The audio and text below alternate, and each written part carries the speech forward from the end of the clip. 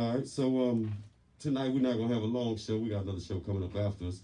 So we're gonna get right into this thing. How you doing this evening, sir? Hey, what's going on, man? This Gully Side Kennels checking in.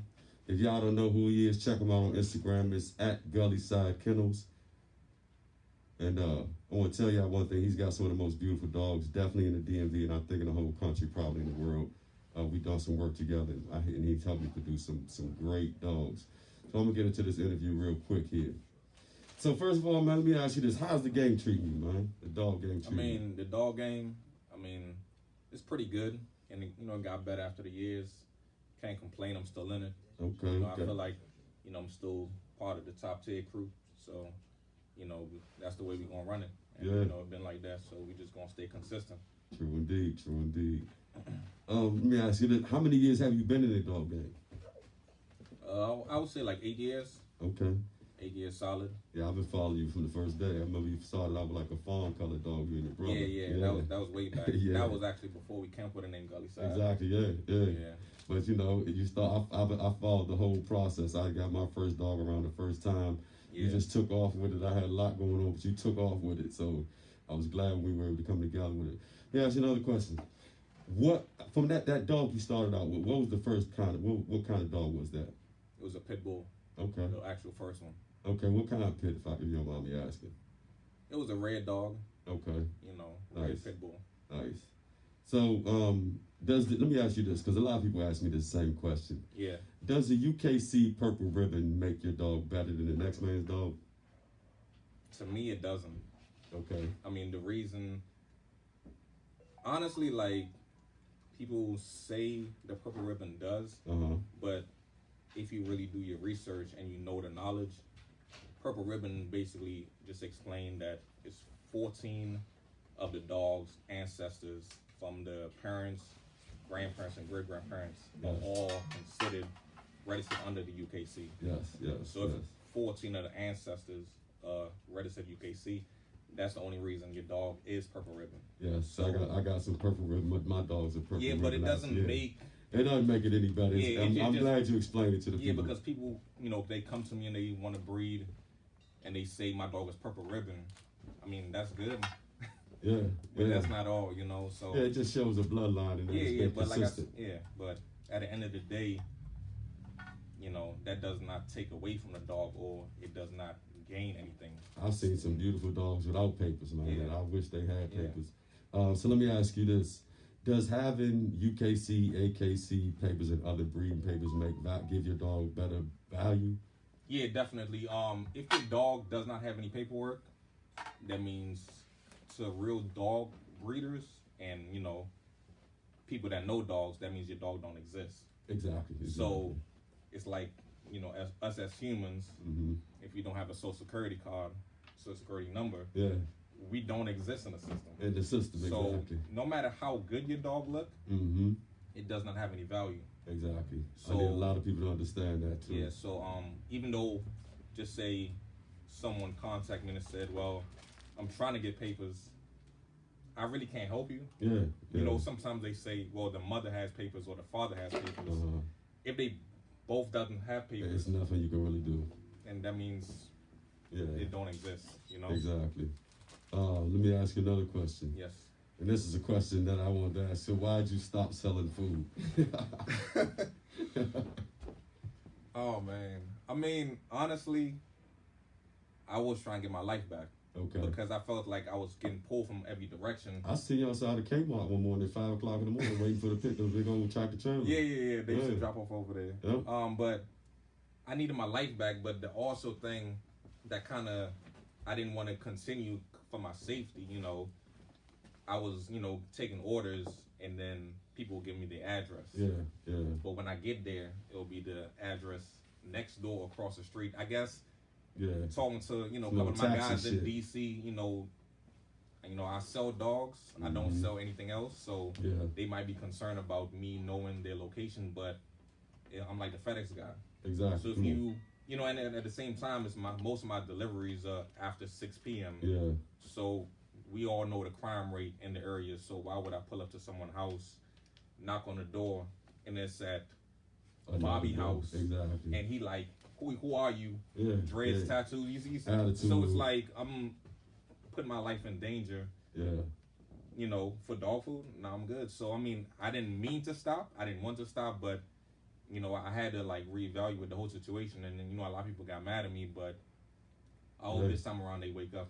Yeah, it is what it is. Yeah. So you think you'll start selling food again, or do you think you'll like give it to somebody else to do? Maybe contract it out. I'm still trying to think about it. I mean, honestly, I might do like a one-stop shop. Okay. So you pre-order. You know, I'm in a certain area for about 2-3 hours. Okay. You come get your stuff. Like Crab Boss. Yeah. Like I'm not with that delivery too much more. I mean, it was convenient to a lot of people, and I gained a lot of customers, and they, you know, gain a lot of knowledge with the food. Yes. But I don't think it's as safe because too much people out here playing games, and I'm trying to, you know, work smarter. Exactly. Yeah. The best thing to do is be like Crab Boss. There's no promotion to him, but. You know, that is my man from Miami, but yeah, just pull up at like Anne Arundel Mills, be like, look, I'm here for a couple, from right, 3:30 to 4. It's just a smarter move. Yeah, definitely. Let me ask you this: what's the biggest dog you think you've produced? I've seen Rampage. Right now, on the scale, I think how old is he? 18 months, okay. 136. All right. He's bigger than Rampage. Actually, that's Rampage's grandson. Okay. Yeah. Sensei and Tokyo, which is Rampage's daughter, nice. Produced him. You know? Okay. And he's still growing, so we're going to see. Yeah. I don't expect him to get 150. You know what I mean? Maybe 140, 142, but he's not going to get to 150. I'm going to tell you something, people. Me and Gully, I'm from Show Off Bullies, and he's Gully Side Kennels. My biggest boy off this last litter we just hit about 8.5 months ago. I got one boy coming out at 115 already, and I got one coming out at 107. And my girls are running anywhere from 90 to about 100 right now. So we on y'all, trust me. And he helped me produce. They are 8.5 months now. Yeah, so they got nice size, nice bone structure, very athletic, very friendly. That was one of the things he taught me in the game was, you know, start producing more friendly, family-friendly and dog-friendly dogs. Because when I first started, when we first met, my dogs, I was training my dogs to be more protection and, you know, and not really take the people. But now, you know, he's helped me to produce some other dogs, some dogs that are more people-friendly and dog-friendly. So I'm looking forward to breeding with him again. We should have a litter coming up within the next 2 or 3 months, God willing. So let me get to the next question here. How many puppies do you think you produced so far? I know that's a hell of a question. I can't tell you, but I know it's over 100 easy. Okay. Well, good thing we don't live in Rome, because in Rome, you know, the Romans put in the law that you got to keep track of everything. That's livestock. Nah. But it's up there. Okay, nice. I mean, for 8 years, Yeah, my brother wanted to know that question. We've always wondered, like, I wonder how many puppies he's produced. I know you said one of the ones we had was one of the first black ones, so we're looking forward to making some more black ones with you. Mm-hmm. So, will you be breeding within the next 10 to 15 years? I don't know. I mean, that's a good question. I mean, I would say I wouldn't breed as much. Okay. You know, like I want to slow down and let, you know, my guys really take over. Okay. What I, you know, trained them and taught them to do. Yes. You know, I'm good. And like, you know, I'd rather play quarterback sometimes. Like, I did what I had to do. People, I proved that, you know, year after year. Mm-hmm. 10, 15 years, I might be chilling on a yacht somewhere in Miami. Hey. I don't think I'm going to be breeding, honestly, 15 years from now. You think your son will take over? Because I know he's about, 3 or 4 now. You think he might take it over? He might, but, you know. I mean, I've seen videos of him. I mean, no. We still going to have dogs. Yeah. But, I don't know. I mean, I would try to put him, if you want to breed dogs, too, that's, you know, good as a hobby. But knowing me as a hustler, you know, he'd probably be onto bigger stuff. Yes, definitely. You know, maybe he'll be a doctor, a lawyer, or, you know, something, a NASA astronaut or something. Yeah. You know? Maybe he might own the whole South. Exactly. Hey, trust me. Yeah. So we're going to do another commercial here. This show is brought to you by Mad Moss Sea Moss. This is our activated charcoal.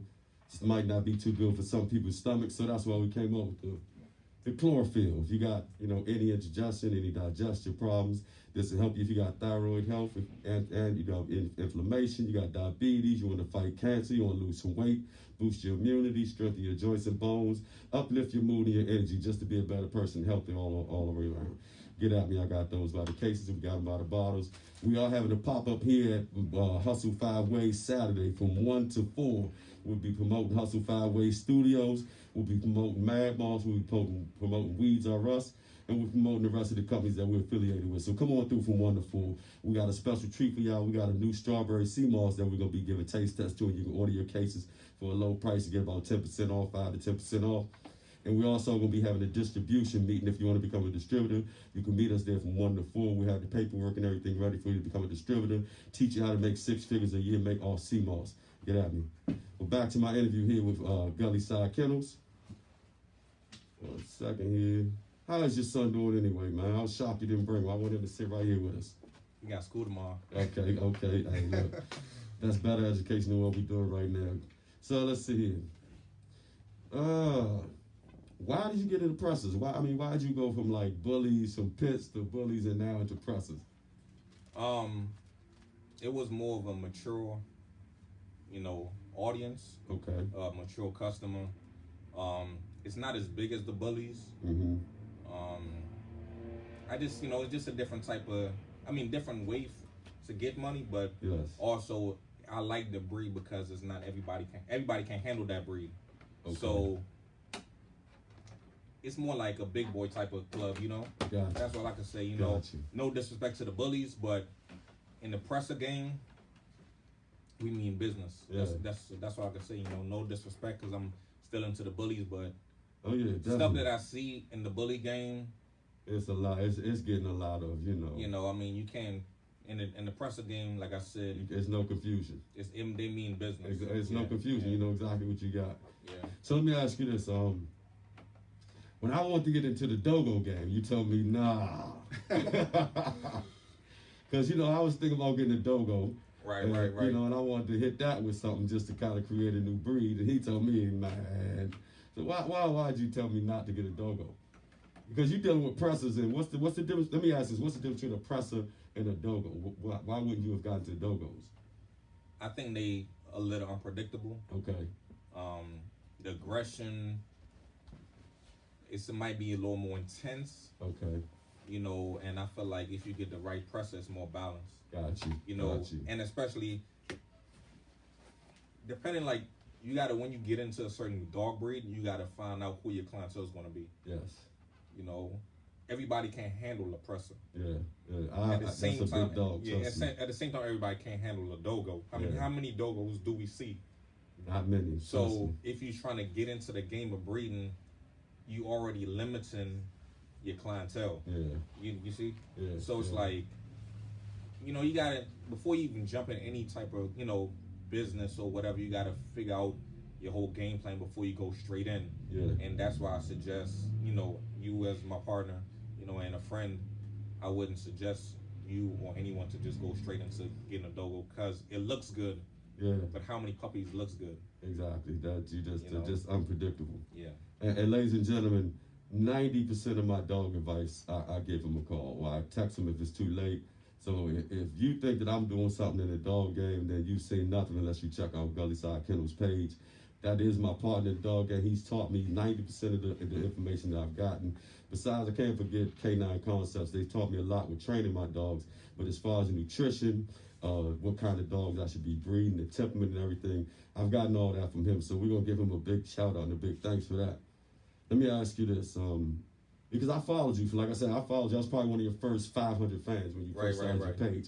How did you grow into being so popular with your business, with the dog game, in the dog game? I never let up. I just continued. I focused on myself, dogs. I took in, information from other breeders, top breeders that, was honest, was stable. And I just, like as a hustler, growing every year, I had a game plan. Mm-hmm. And like I said, without a game plan, you can't really move further. You can't execute, what you're trying to do. So it was just a lot of reading, a lot of YouTube, a lot of knowledge, even looking at other breeds, finding, what's the best nutrition, the best growth product, the best kennel setup, why this guy winning, why that guy winning, prepare yourself for the shows, for the website, yes. Prepare yourself for the team, how you're supposed to talk to the customer. Because, I get a lot of feedback from other customers saying, well, this other guy I talked to as a breeder, he wasn't nice to me. Yeah. A lot of people, everybody have money, but at different levels, different times. So if you don't respect someone, and people call me, and they don't even buy dogs from me just to find out knowledge. And if you don't take that time to just talk to them or explain them certain things, like, your clientele will never grow. That person might not buy a dog from me, but they might refer somebody. Exactly. So it's like, a lot of people, get an attitude for the smallest things. Don't talk to me because you're not buying a dog, you're not interested.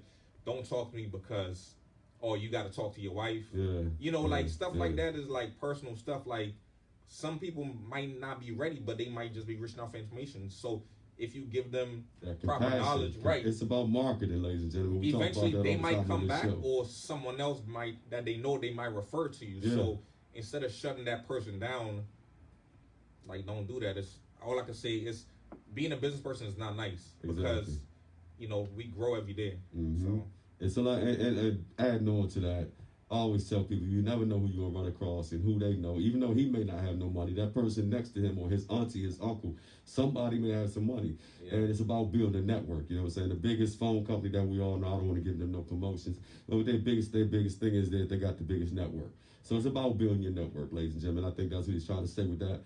Just being nice to your clients. If you don't know how to promote and market yourself, you'll never be successful as an entrepreneur. Let's say that. We'll get on to this next question. Like I said, we don't have much time here. Why did you separate yourself from the rest of your team? A lot of people hit me up about that when they found out that happened. My team was with me for a long time. We accomplished a lot. But with the knowledge year after year, as I don't call myself a boss. I call myself a leader, because I want general. So basically, I made that decision. I believe no one knew it was coming, but they're still my partners. But I wanted everybody to have their own branch, to grow individually. Right. So it's like, you got a group of guys, you get in trouble.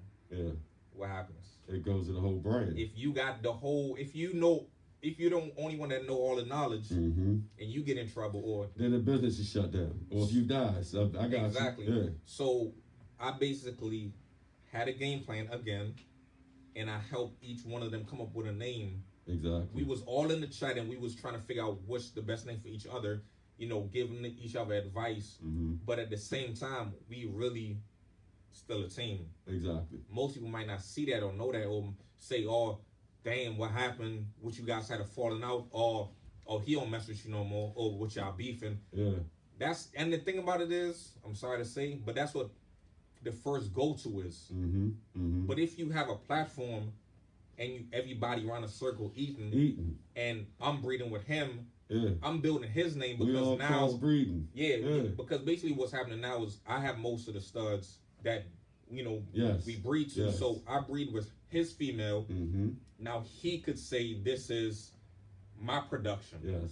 And he could put his name on it. And so keep one of the boys. Right. Or he could continue to build. So while I'm playing chill back, because I already did what I had to do, I'm making sure everybody else grow. And that's why, sometimes you can't just look at a picture and say, oh, they had a falling out. We already had a game plan. And I want to see them as successful as us. But just best believe, if we ever get called out, just know we all showing up on the Gully side. Never get that twisted. That's right. That's why I say, like, I run the DMV. That's the way I feel. If you feel that way too, I suggest you say it. I'm not taking anything away from you, but everything that I put out there, we can more than back it up. Hey, trust me. We got the biggest. We got the best blue put together dogs, best lilacs. I mean, almost every color. We produce almost every color. Every color. And the thing about it is too is all our dogs could function. That means run, jump. They don't look sloppy. Nope. So it's like a mix of every color that you want. you can come to us. Yes. It's Check not to out Gully Side. it's not to say we focus on champagne dogs, blue dogs, lilac. We focus on every color, so that means that we're involved in every category. Yes. If we, at the shows, we bow the booths. Wait till we have this picnic in April. Like when y'all see the dogs that Gully Side and Show Off Bullies have produced together. When I tell you we got every color, and when you see these dogs move and how athletic they are, how smart they are, like, and I'm sure the rest of the team gonna come out too. And see, I'm building a smaller team with Show Off Bully. Shout out to my Show Off Bully team and all the Gully Side Kennels. We all work together. But when we come together, y'all see these dogs, man. You can't tell me that he's definitely not running the DMV. And look, we not on his heels, but we on the trail. We on that trail that he made for us. You know what I'm saying? So let me ask this next question. This is what a lot of people need to know. Yeah. Why do other breeders call American bullies pit bulls, knowing damn well that they just bullies? Because I got original pit bulls, you know what I mean? Right, so right. when I see people come around with a 125-pound dog, come out, that's a pit bull, it's like, fuck out of here, man. It's politics at the end of the day. I mean, first of all, as I would say, black men, yes, black people, we don't like pit bulls if we see them running. Yeah. We get up on the car, so the media portray this is a pit bull if it bites somebody. Exactly. Yes. They don't do a breed evaluation. Mm-hmm. They just say, oh, it's a pit bull. No, it looks like a pit bull, so it is a pit bull. Exactly, yeah. It's like saying, oh, he's tall dreads, tattoos, oh, he robbed, he steal. Yes, oh yeah, he a criminal. Yes. So that's why I don't even know, man. It blows me because just for politics, because if you go online, you type in pit bull, a lot of stuff is going to show up. See a dog on it. Right, exactly. So if you type in American Bully, it's a limitation. So they worry about the views, not correcting the breed. Yes. And that's what we're here for. So they rather say, oh, I got the biggest pit bull in the world. Yeah. You don't, because it's American Bully. So it's like, why are we trying to teach the youth or teach new breeders? Yeah. You go say it's a pit bull, and it's okay with that because you're getting more views. Yeah. But you're not correcting the situation. Exactly. Yeah, I had it. So I mean, like, at the end of the day, everything is politics. I'm not gonna call anyone out because that's not my lane. Of course. But as breeders, we're supposed to teach and do what's right. That's right. When it comes to the breed. That's what all breeders companies want you to do. Because the main thing about it is we go to these ABKC shows, American Bully Kennel Club. Yes. Not pit bull shows. Yes. It's American Bully Kennel Club. Yes. But you're calling your dog a pit bull. But if you got to put your dog in the show ring, it got to be registered with ABKC. Exactly. So it's like, how you going to contradict? How can you contradict it if you've got generational papers? And it's not right. But that's another reason I decided to do the presses. Yeah, like I said, there's no confusion. It's and it's like you just true to the game. Because if you go to the ADBA or go to the American pit bull show in Jersey at times, those are pit bulls all the time. They send me the biggest dog out there is maybe 60 pounds. It's 70 at the most, and they gonna say he's overweight. Yeah. Those are pit bulls. So it's like when people say, "Oh, you breed pit bulls," I don't. You sell pit bulls, I don't. But I sell American Bullies. Then I send them the link on YouTube. What American Bully is. If you're not doing that, I mean, I don't understand. I don't know. I mean, see, I tell each his own, I raised pit bulls and bullies. So I started doing a bully game with Gully.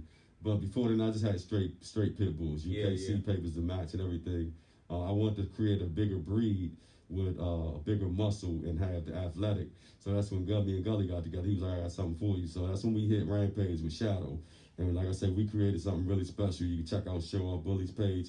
Check out Gully Side Kennels page if you want to see some beautiful dogs. So let me ask this question then, because a lot of people probably are still asking this in their head. So what's the difference between a bully and a pit bull? Pit bull terrier, about 30 to 65, like you said, maybe 70 pounds. Yes. Pit bull terrier, anything with terrier behind it is known to be a little hyper. Yes. Just like a Jack Russell Terrier. Yes. You get Now there are some American bullies that do work, that still have that energy, but the drive you would get from a pit bull terrier is not going to be the same drive. Yeah, a bully is more relaxed. It's more relaxed, more laid back. You know, more family oriented. Even though pit bulls are known to be nanny dogs, yes, you can't just buy a pit bull, a real pit bull, and expect the same thing. No, trust me, my dogs need to run. They need love. They need attention all day. Pit bulls are like little brats. Trust me. Yeah, you know, you're just not gonna get the same temperament, and you know that's what we breed for mostly is temperament, because a lot of families come to us explaining that they have kids, they have this type of lifestyle. So, as a breeder, it's best to put them in that right category. If you don't have that, don't sell it to them because it look good. Yeah, because I tell people all the time, if you don't have the energy and you don't have the time for a pit bull, it's probably better off getting a bully, because a bully's going to be more relaxed. That pit bull needs to run. They need exercise or they're going to start tearing your house up. Yeah. People like, well, the dog's chewing my couch up, chewing my shoes up. You're not getting them enough exercise. Yeah, and a bully is not going to do that. Yeah, exactly. A real bully is not going to be just chewing up your house. Yeah. You don't have to worry about that, because most of the time they just trying to chill, play with the little toys, and that's it. I had customers that call me and say, is the dog supposed to sleep this much? Or the dog is not doing anything. Yeah. The dog is meant for that temperament. Dogs are supposed to sleep 13 to 16 hours a day. You didn't come to me to get a hyper dog. You came to me for American Bully, and I'm giving you an American Bully. Yes.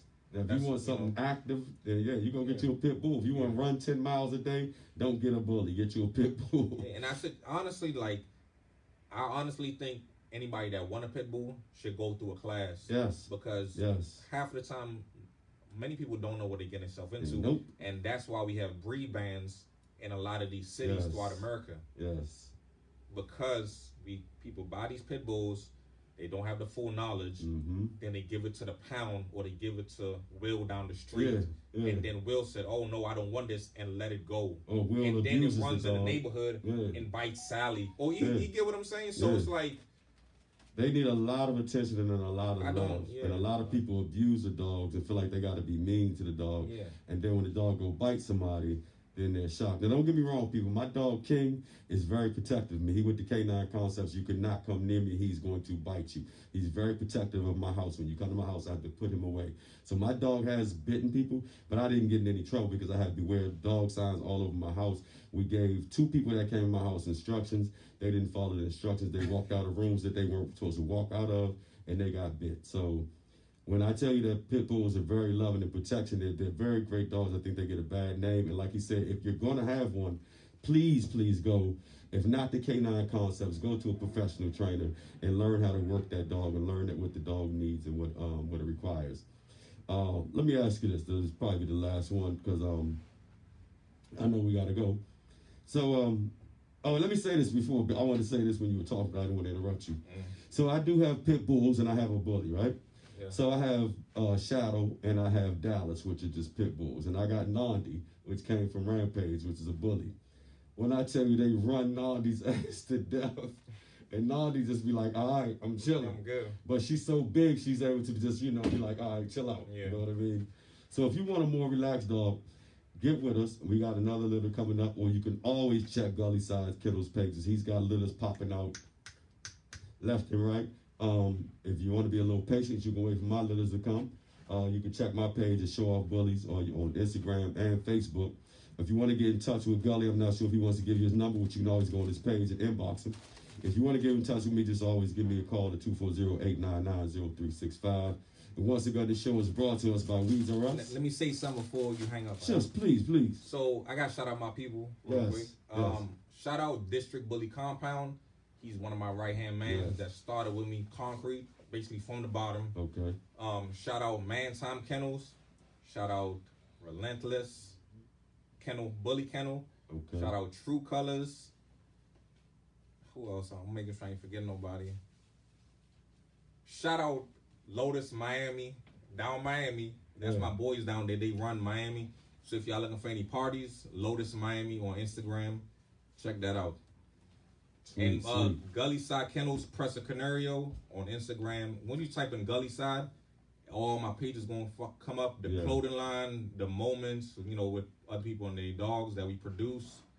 Preem, I think Kennels. I think that's my other boy. Okay. But like I said, link with us at any time. You got any questions, feel free. And you could take it over from there. All right, and again, this show is brought to you by Mad Moss. We're having a pop-up this Saturday from 1 to 4 here at Hustle Five Ways. We're going to promote in the studio. If you got any recording artists you want to record, we got a music studio here. We got the studio here where you can do your podcast. We got a studio where you can do photo shows with the green screen, put you anywhere you want to be in the world. Also, we make shirts, we make buttons, we make flowers, we make keychains, we make stickers, we make anything you want to here. So we're going to let Nino De Niro host our show on Friday. Come out and watch him. He's a hell of an entertainer. And again, ladies and gentlemen, I always like to thank God for letting us be here and give out information that's informative to people and help people move forward. And we're going to check out. Peace.